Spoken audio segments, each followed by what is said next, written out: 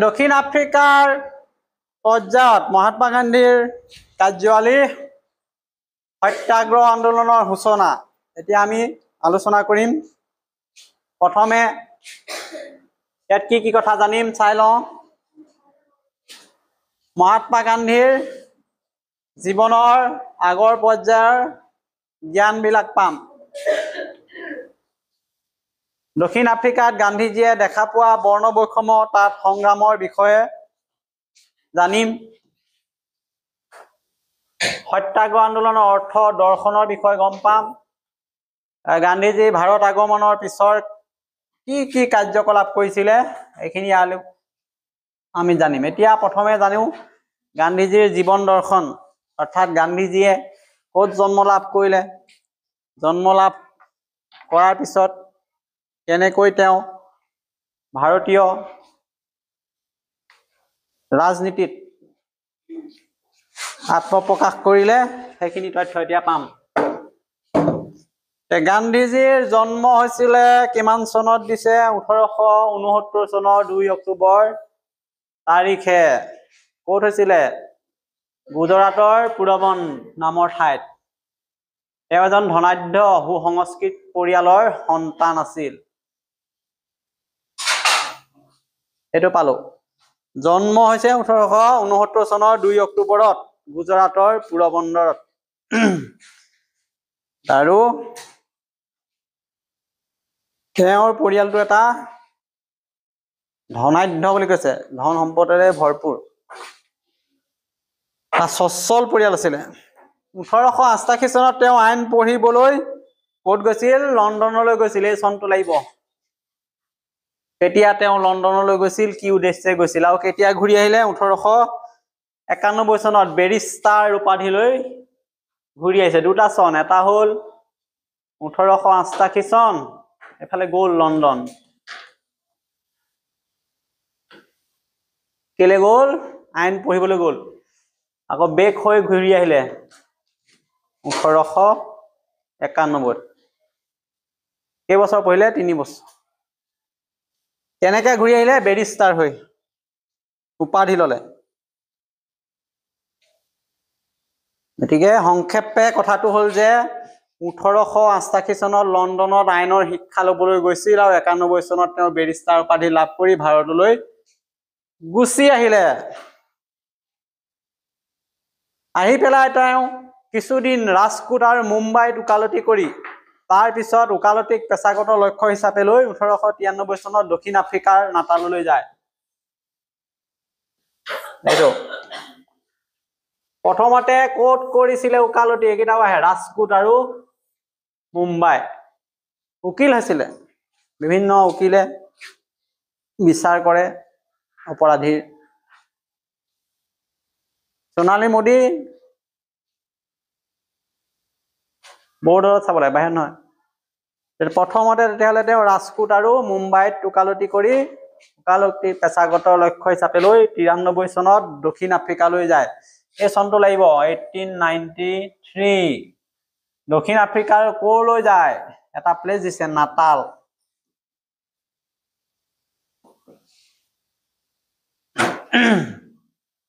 এতিয়া প্ৰশ্নটো আহিব, গান্ধীজীয়ে প্ৰথমে ক'ত ওকালতি কৰিছিলে? তেতিয়া ক'ব লাগিব ৰাজকোট আৰু মুম্বাইত। তাৰপিছত তেওঁ কি কৰিলে? 1893 খ্ৰীষ্টাব্দত দক্ষিণ আফ্ৰিকালৈ গ'ল। দক্ষিণ আফ্ৰিকাৰ কোন ঠাইত ওকালতি কৰিছিলে? এইটো নাটাল।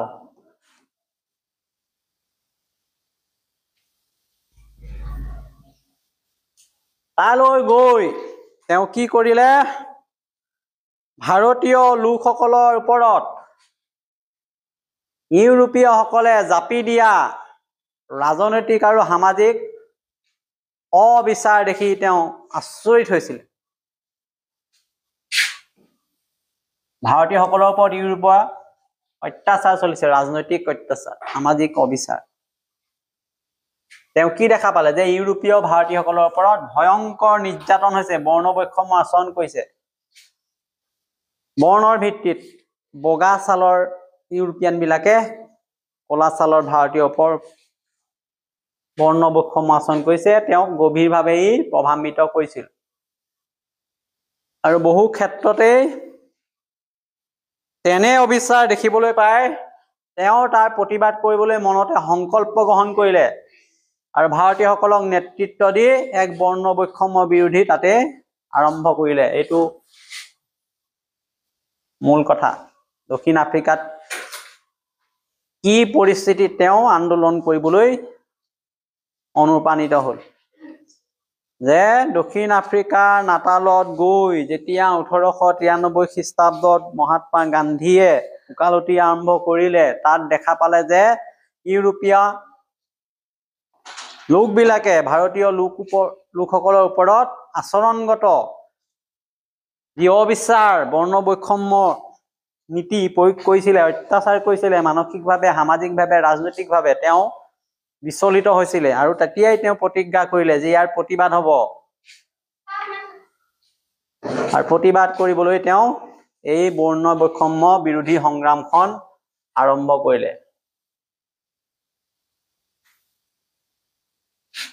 তাৰ কাৰণে এতিয়া কাৰ্যসূচী লৈছে, এইটো লাগিব আমাক। গান্ধীজীয়ে যিহেতু প্ৰতিশ্ৰুতিবদ্ধ হ'ল, নিজকে প্ৰতিজ্ঞাবদ্ধ কৰিলে যে ইয়াৰ বিৰুদ্ধাচৰণ কৰা হ'ব, প্ৰতিবাদ কৰা হ'ব। তেওঁ নাটাল ইণ্ডিয়ান কংগ্ৰেছ নামৰ এটা ৰাজনৈতিক অনুষ্ঠানৰ জন্ম দিলে। এইটো নাটাল ইণ্ডিয়ান কংগ্ৰেছ।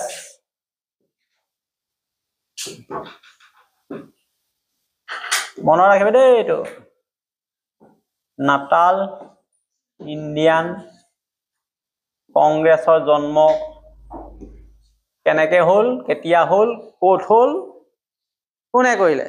স্পষ্ট কথা। গান্ধীজীয়ে নাটাল ইণ্ডিয়ান কংগ্ৰেছ এটা ৰাজনৈতিক সংগঠন গঢ়ি তুলিলে দক্ষিণ আফ্ৰিকাৰ নাটালত। তাৰ লগে লগে ইণ্ডিয়ান অপিনিয়ন নামৰ এখন বাতৰি কাকতো উলিয়ায়। এইটো বাতৰি কাকতৰ নাম ইণ্ডিয়ান অপিনিয়ন। এইটো ইংৰাজী শব্দ, ইণ্ডিয়ান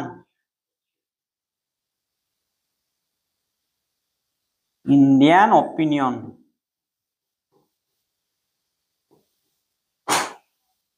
বাতৰি কাকতখনৰ নাম। অপিনিয়ন মানে মতামত, জনমত। ইণ্ডিয়ান মানে ভাৰতীয়সকলৰ জনমত প্ৰকাশ কৰিব তাত। ভাৰতীয়সকলৰ ৰাজনৈতিক আৰু সামাজিকভাৱে শিক্ষিত আৰু সচেতন কৰি তুলিবলৈ চেষ্টা কৰিলে। গতিকে তেওঁৰ কাৰ্যসূচী দুটা পৰ্যায়ত দেখা পালো। প্ৰথম এটা সংগঠন গঠন কৰিলে নাটাল ইণ্ডিয়ান কংগ্ৰেছ, দ্বিতীয়তে বাতৰি কাকত উলিয়ালে, নাম দিলে ইণ্ডিয়ান অপিনিয়ন আৰু নিজৰ কাৰ্যসূচী আৰম্ভ কৰিলে।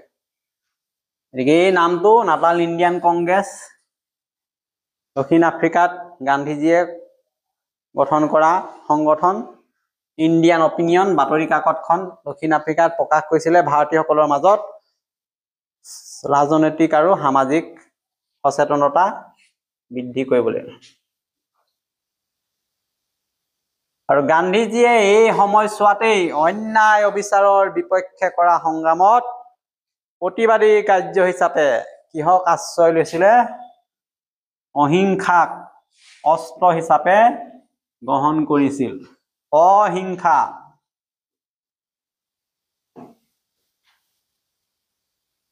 কথা নহয় এইটো, নন ভায়োলেন্স।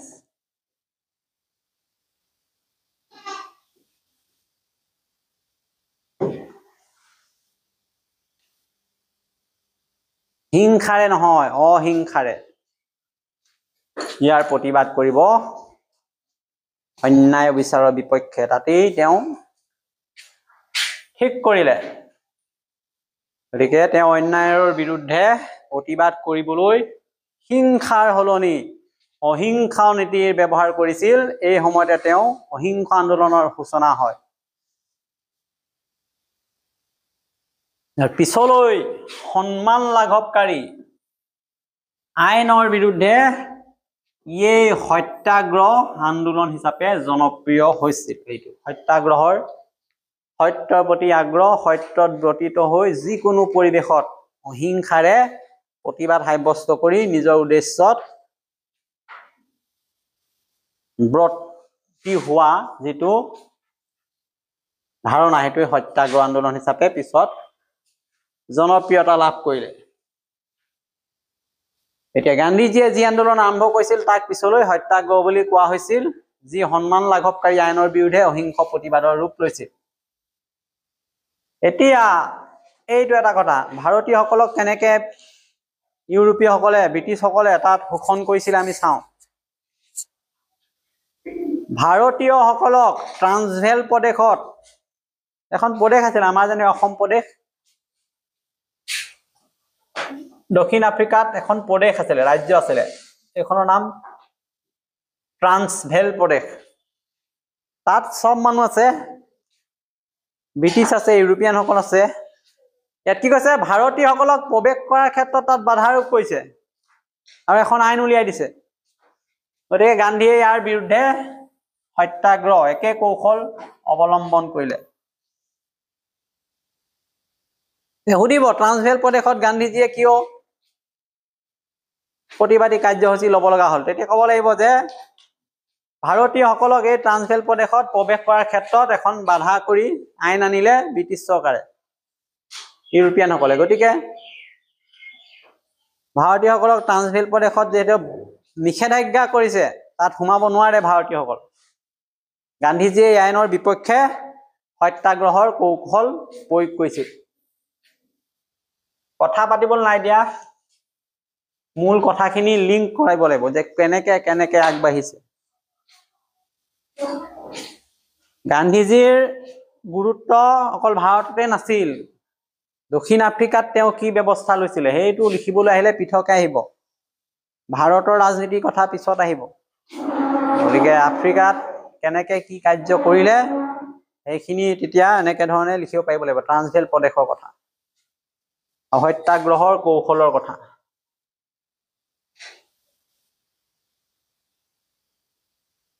আৰু এটা তাত আইন উলিয়াইছিলে ট্ৰান্সভেল প্ৰদেশত, আৰু এখন আইন আছিলে যে এনে এটা আইনী সিদ্ধান্ত আছিল যে যিটো মতে ভাৰতীয়সকলে বিয়া কৰাবলৈ পঞ্জীয়ন কৰোৱাটো বাধ্যমূলক। বিবাহ কাৰ্য যদি সম্পন্ন কৰে ৰেজিষ্ট্ৰেশ্যন কৰিব লাগিব, আৰু কি ধৰ্ম মতে, খ্ৰীষ্টীয় ধৰ্ম মতেহে বিধান মতে বিয়া কৰাব পাৰিব। খ্ৰীষ্টান ধৰ্ম বলপূৰ্বকভাৱে এতিয়া ৰেজিষ্ট্ৰেশ্যন হয় বিয়া কৰিলে, মেৰিয়েজ, কোৰ্ট মেৰেজ বুলি কয়, কোৰ্টত। ইয়াত কৈছে যে তেতিয়াও এখন আইন প্ৰণয়ন কৰিছিলে যে যদি ভাৰতীয়সকলৰ কথা কৈছে, বিয়া কৰাবলৈ হয় পঞ্জীয়ন কৰাব লাগিব, ৰেজিষ্ট্ৰেশ্যন কৰিব লাগিব বাধ্যতামূলকভাৱে, আৰু বিয়া যিটো বিধি বিধান হ'ব এইটো খ্ৰীষ্ট ধৰ্ম, খ্ৰীষ্টান। গতিকে খ্ৰীষ্টান ধৰ্মৰ অগ্ৰাধিকাৰ দিছিলে। গতিকে আমাৰ ভাৰতীয় লোকসকল হিন্দু লোক আছিলে। দক্ষিণ আফ্ৰিকাত যদি ভাৰতীয় লোকসকলক বিবাহ খ্ৰীষ্টান ধৰ্মত পাতিবলৈ দিয়ে, সেই ভাৰতীয়সকলে প্ৰতিবাদ কৰাটো স্বাভাৱিক আছিল। লগতে এই খ্ৰীষ্টান ধৰ্মীয় নীতি অনুসৰি পঞ্জীয়ন কৰাটো বাধ্যতামূলক কৰাটো তেওঁলোকৰ স্বাধীনতা, ধৰ্মীয় স্বাধীনতাত হস্তক্ষেপ কৰাৰ নিচিনা হৈছিল। গতিকে এই প্ৰথাৰ প্ৰতিবাদ কৰিবলৈ গান্ধীজীয়ে তাতে সত্যাগ্ৰহ আন্দোলন আৰম্ভ কৰিছিল। গান্ধীজীৰ সত্যাগ্ৰহ কি ধৰণে দক্ষিণ আফ্ৰিকাত প্ৰতিটো খোজত তেওঁৰ বাবে লগ দিছিলে ভাৰতীয় লোকক ন্যায় প্ৰদান কৰিবলৈ, সেইখিনি কথা আমি আলোচনা কৰি আছো। বৰ্ডলৈ চাব লাগে। ইয়াৰ বাবে গান্ধীজীয়ে 9 মাহৰ বাবে কাৰাবাস বৰণ কৰিবলগীয়াও হৈছিল। 9 মাহ, 9।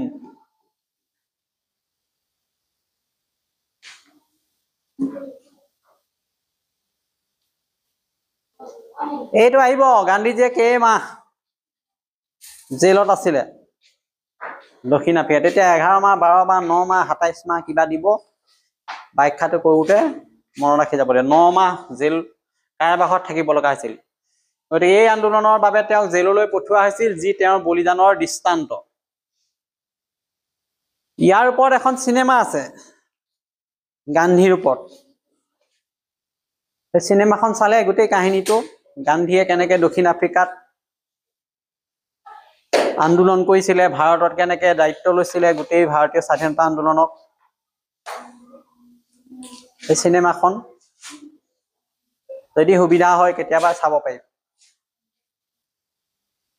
তেওঁক যদিও জেলত ভৰাইছিলে, কিন্তু পিছত চৰকাৰে ইণ্ডিয়ান ৰিলিফ এক্টৰ আইন প্ৰণয়ন কৰি ইয়াৰ মোকাবিলা কৰিবলৈ বাধ্য হৈছিল আৰু গান্ধীক মুকলি কৰি দিয়া হ'ল। এইটো আহিব ইণ্ডিয়ান ৰিলিফ এক্ট। যে গান্ধীক যে গ্ৰেপ্তাৰ কৰা হৈছিল দক্ষিণ আফ্ৰিকাত, কি আইনৰ অধীনত মুক্ত কৰি দিয়া হ'ল? তেতিয়া ইণ্ডিয়ান ৰিলিফ এক্ট, এই আইনখনৰ কথা উল্লেখ কৰি গান্ধীক মুকলি কৰি দিয়া হৈছিল যে এই কথাটো লিখিব লাগিব। ইণ্ডিয়ান ৰিলিফ এক্ট নামৰ এক নৱ আইন প্ৰণয়ন কৰিবলৈ চৰকাৰ বাধ্য হৈছিল আৰু গান্ধীজীয়ে মুক্ত কৰি দিছিল।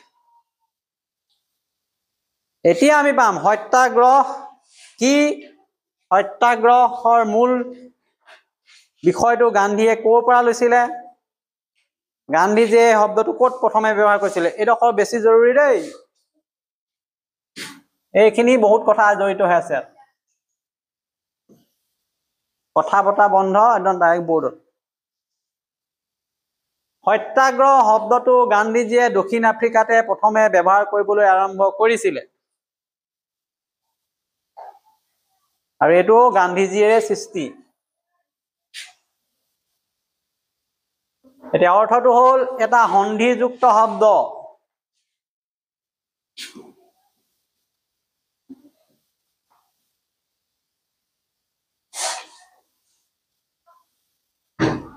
এইটো অসমীয়াত সন্ধি আছে, সন্ধি আছে নে নাই? দুটা শব্দ লগ লাগি হয় এটা শব্দ। ইয়াত সন্ধিযুক্ত আছে, এটা হ'ল সত্য আৰু ইপিয়ালতো আগ্ৰহ।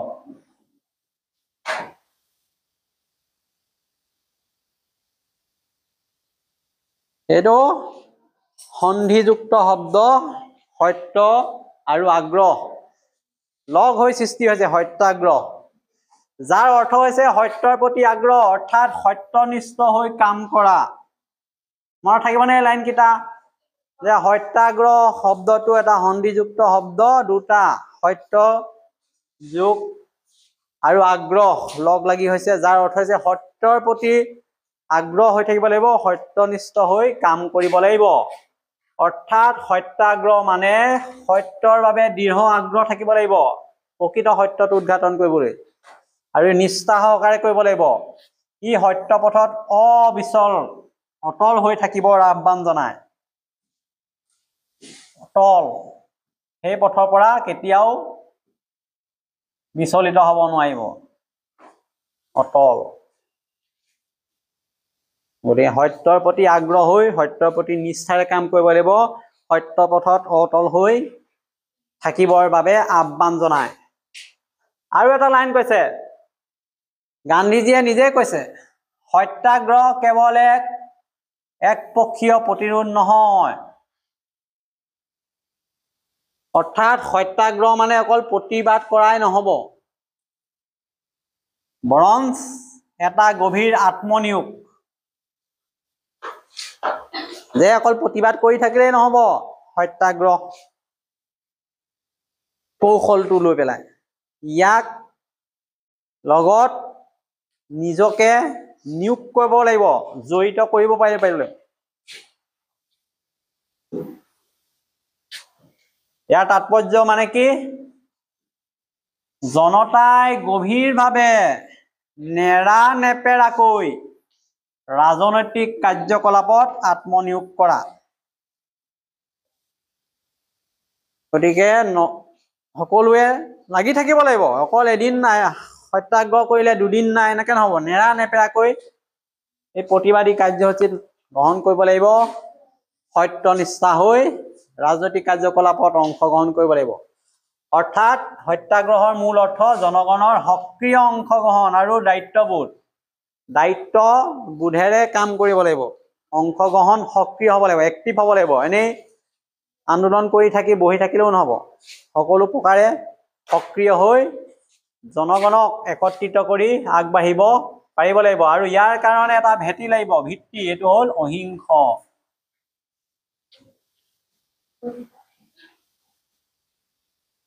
অহিংসা এইটো নীতি হিংসাৰ আশ্ৰয় ল'ব নোৱাৰিব এই আন্দোলনৰ মূল তত্ত্ব আছিল অহিংসা অৰ্থাৎ যি গৰিমাময় আৰু নৈতিক সংগ্ৰামৰ প্ৰতীক সত্যাগ্ৰহটো নৈতিকতাৰ কথা আছে নীতি নিয়ম মানি চলিব লাগিব উচিত অনুচিত বিচাৰ কৰিব পাৰিব লাগিব যুক্তি অযুক্তি বিচাৰ কৰি যিটো উচিত সেইটোহে কৰিব পাৰিব সত্যাগ্ৰহীয়ে যিকোনো পৰিস্থিতিত গৰিমাময় নিজৰ যিটো গৰিমা সেইটো সুৰক্ষিত কৰি ৰাখিব পাৰিব লাগিব নৈতিক সংগ্ৰাম এতিয়া এই সত্যাগ্ৰহ কথাবিলাক অহিংসা যিটো নীতি গান্ধীজীয়ে ক'ত পালে তেতিয়া একেবাৰে এইটো সৃষ্টি কৰা নাই নতুনকে তেওঁ কাৰোবাৰ পৰা অনুপ্ৰাণিত হ'ব লাগিব এইটো MCQত আহিব গান্ধীজীয়ে সত্যাগ্ৰহৰ ধাৰণাটো গ্ৰহণ কৰোঁতে লিও টলষ্টয় আৰু থৰু ৰচনাৰ দ্বাৰা প্ৰভাৱিত হৈছিল দুজন দাৰ্শনিক লিও টলষ্টয় আৰু হেনৰি ডেভিড থৰু তেওঁলোকে যিবিলাক লিখিছিলে ৰচনা গ্ৰন্থ এই দুজনৰ ৰচনাৰ পৰা গান্ধীজীয়ে অনুপ্ৰাণিত হৈছিল আৰু সত্যাগ্ৰহৰ দৰ্শন লোৱাৰ অনুপ্ৰেৰণা পাইছিলে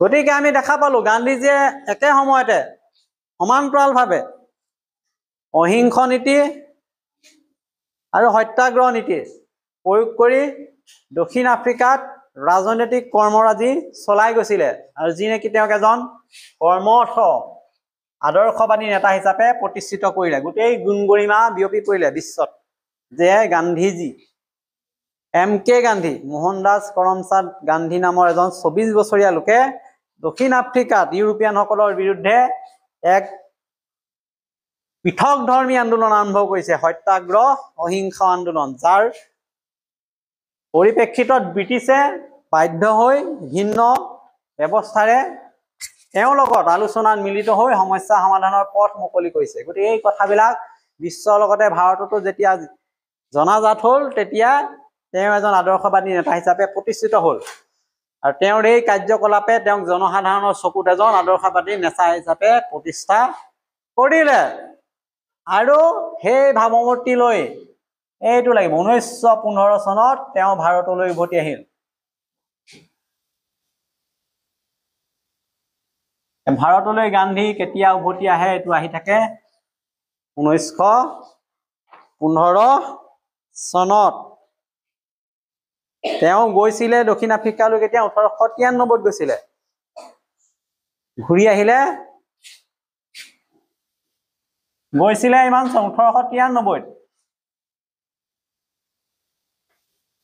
যে ভাৰতলৈ ঘূৰি আহিলে একেবাৰে 1915 চনত আমি কৈছো যে গোপাল কৃষ্ণ গোখলেৰ কথা কৈছিলো গোপাল কৃষ্ণ গোখলে আৰু কেইজনমান বিচক্ষণ ৰাজনৈতিক ব্যক্তিৰ অনুৰোধ মৰ্মে তেওঁ ভাৰতলৈ ঘূৰি আহিছিলে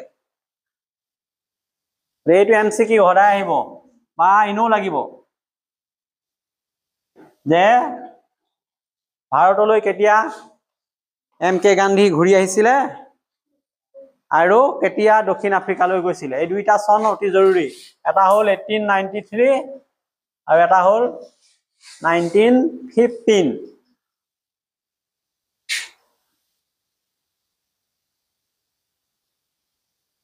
এতিয়া গান্ধীজীয়ে ভাৰতলৈ ঘূৰি আহি এনে থাকিবনে তেওঁ আহি পেলাই কেইটামান কাৰ্যসূচী গ্ৰহণ কৰিলে আৰু সেই কাৰ্যসূচীসমূহত তেওঁ সত্যাগ্ৰহ অহিংসা আন্দোলন প্ৰয়োগ কৰি অভিজ্ঞতাৰ পৰিচয় দিলে আমি ইয়াত পাম এইটো পৃথক কুৱেশ্যন দেই এইটো বেলেগ প্ৰশ্ন এটা এইটো পিছফালে আছে যে ভাৰতলৈ আহি গান্ধীজীয়ে কোন তিনিটা ঘটনাৰ লগত সত্যাগ্ৰহ কৌশল ব্যৱহাৰ কৰিছিল আৰু কেনেকৈ সফলতা লাভ কৰিছিল এইটো এতিয়া আমি পঢ়িবলৈ গৈ আছো ইয়াৰ আগৰ পাৰ্টটো পাইছিলো দক্ষিণ আফ্ৰিকাৰ কথা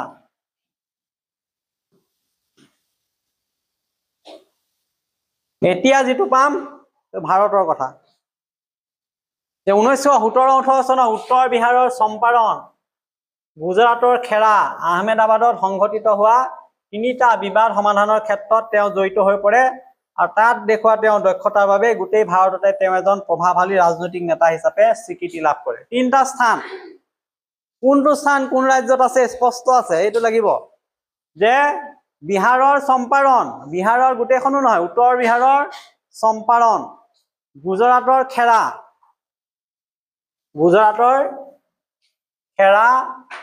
উত্তৰ বিহাৰৰ চম্পাৰণ আহমেদাবাদৰ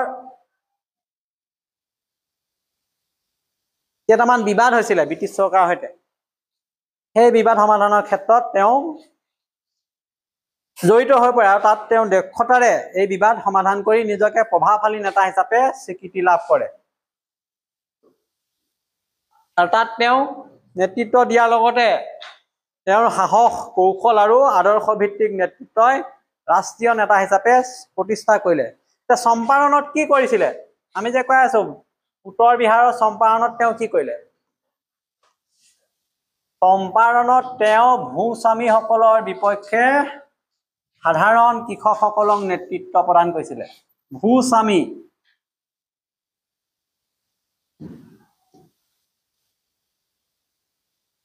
এই ভূস্বামীবিলাক জমিদাৰ আছিলে ডাঙৰ ডাঙৰ জমিদাৰ বৃহৎ এলেকা মাটি লৈ ৰাখিছিলে আৰু কৃষকবিলাকক খেতি কৰিবলৈ দিছিলে আৰু খাজানা ৰাজহ সংগ্ৰহ কৰিছিলে কেতিয়াবা এনেকুৱা হৈছিল যে ভূস্বামীসকলে এই চম্পাৰণৰ এই কৃষকবিলাকক শোষণ কৰিছিলে খেতি বাতি নহলে তথাপিও খাজানা দিব লাগিছিল গতিকে এনেকুৱা এইবিলাক ইছ্যু এটা চলি আছিলে চম্পাৰণত সেই ভূস্বামীসকলৰ বিপক্ষে এই কৃষকসকলক গান্ধীজীয়ে সহায় কৰিছিলে প্ৰথম এইটো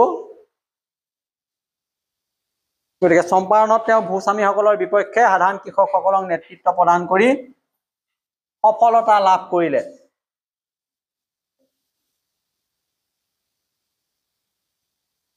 তাত কি সমস্যা হৈছিলে এইটো নীল খেতিৰ জুৰ জুলুম তাৰ বিৰুদ্ধে প্ৰতিৰোধ গঢ়ি তুলিছিল এই ক্ষেত্ৰত তেওঁ ভূস্বামী তথা ৰাইজ ইংৰাজ শাসক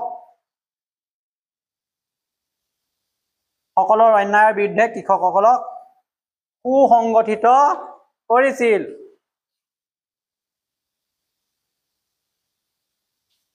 বিহাৰৰ চম্পাৰণৰ কথাটো এইটো এতিয়া খেৰাত কি হৈছিলে গুজৰাটৰ খেৰাত কৃষকসকলৰ খেতি নষ্ট হোৱাৰ পিছতো চৰকাৰে আৰোপ কৰা কৰ অত্যাধিক ৰাজহৰ বিপক্ষে মাত মাতিছিল বুজিছেনে কৃষকবিলাকৰ খেতি নষ্ট হৈছিলে খৰাং বতৰ হওক প্ৰাকৃতিক দুৰ্যোগৰ কাৰণে তথাপিও কিন্তু চৰকাৰে কৰ আৰোপ কৰিছিলে আৰু বেছিকৈ আৰোপ কৰিছিলে গতিকে ইয়াৰ বিপক্ষে খেৰাত আন্দোলনত খৰাং প্ৰাকৃতিক দুৰ্যোগৰ ফলত খেতি নষ্ট হোৱাৰ পিছতো যি অধিক ৰাজহ আদায় দিয়াৰ বাবে চেষ্টা কৰিছিল তাৰ বিৰুদ্ধে গান্ধীজীয়ে আন্দোলন গঢ়ি তোলে এই ক্ষেত্ৰত তেওঁ অহিংস পথত এই ৰাজহ খণ্ডন কৰিবলৈ কৃষকসকলক সংগঠিত কৰিছিল আৰু শেষত এইটো আহমেদাবাদত বঞ্চিত মিল শ্ৰমিকসকলৰ হৈ মিল মালিকসকলৰ বিপক্ষে থিয় দিছিলে আহমেদাবাদৰ পাঠশালা এইটো ঠাই টেক্সটাইল মিল এটা মিল আছিলে শ্ৰমিকসকলে কি হৈছিল তাত অধিক দিন কাম কৰি কম মজুৰি পাইছিলে আৰু অভিযোগ তুলি আছিলে আৰু গান্ধীজীয়ে তেওঁলোকৰ হৈ মালিকসকলৰ সৈতে আলোচনাত বহিছিলে আৰু সত্যাগ্ৰহৰ পথত সমাধানৰ পথ বিচাৰি উলিয়াইছিলে গতিকে এই প্ৰতিটো কাৰ্যসূচীতে তেওঁ সত্যাগ্ৰহক কৌশল হিচাপে ব্যৱহাৰ কৰিছিল গতিকে আমি দেখা পালো কি গান্ধীজীয়ে সকলো আন্দোলনত এই তিনিটা আন্দোলনত অহিংস প্ৰতিবাদ অৰ্থাৎ সত্যাগ্ৰহক কৌশল হিচাপে ব্যৱহাৰ কৰি ইয়াত জড়িত আত্মত্যাগ সহিষ্ণুতা সত্যৰ পথেৰে উদ্দেশ্যত সফল হৈছিল আৰু এই গোটেই আন্দোলনটোৰ আদৰ্শই আছিল সত্য আৰু অহিংসা সত্যাগ্ৰহৰ মূল তেওঁৰ আধাৰ তেতিয়াহ'লে কি আছিলে সত্য ন্যায়ৰ পক্ষত থকা অহিংসা বল প্ৰয়োগ নকৰাকৈ দাবী উত্থাপন কৰা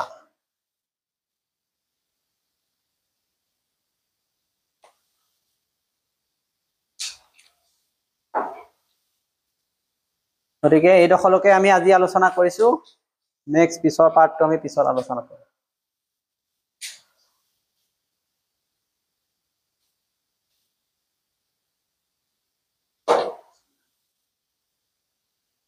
2 মিনিট চাই ল সময় আছে এই তিনিটা ঘটনা সম্পূৰ্ণকে লাগিব এইটো পিছফালে এটা প্ৰশ্ন আছে চা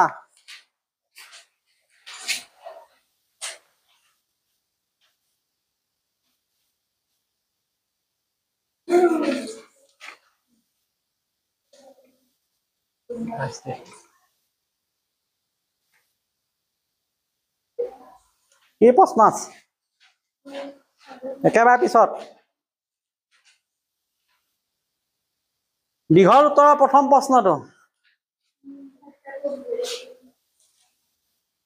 দীঘল প্ৰশ্নৰ প্ৰথম কি আছে কি বুলি কৈছে দীঘল প্ৰশ্ন প্ৰথম এই কি চাই আছে ইফাল দিয়া ক'বই নোৱাৰে এইবিলাক জীয়াই আছে নে সন্দেহ এইটো 1 নম্বৰ সত্যাগ্ৰহ বুলিলে কি বুজা যি তিনিটা স্থানীয় বিবাদৰ ক্ষেত্ৰত গান্ধীজীয়ে সত্যাগ্ৰহ প্ৰথমে প্ৰয়োগ কৰিছিল সেই তিনিটাৰ বিষয়ে লিখা এতিয়া আমি গালো যিটো কলো বিহাৰৰ চম্পাৰণ গুজৰাটৰ খেৰা আহমেদাবাদৰ পাঠশালাত কেনেকে গান্ধীয়ে সত্যাগ্ৰহ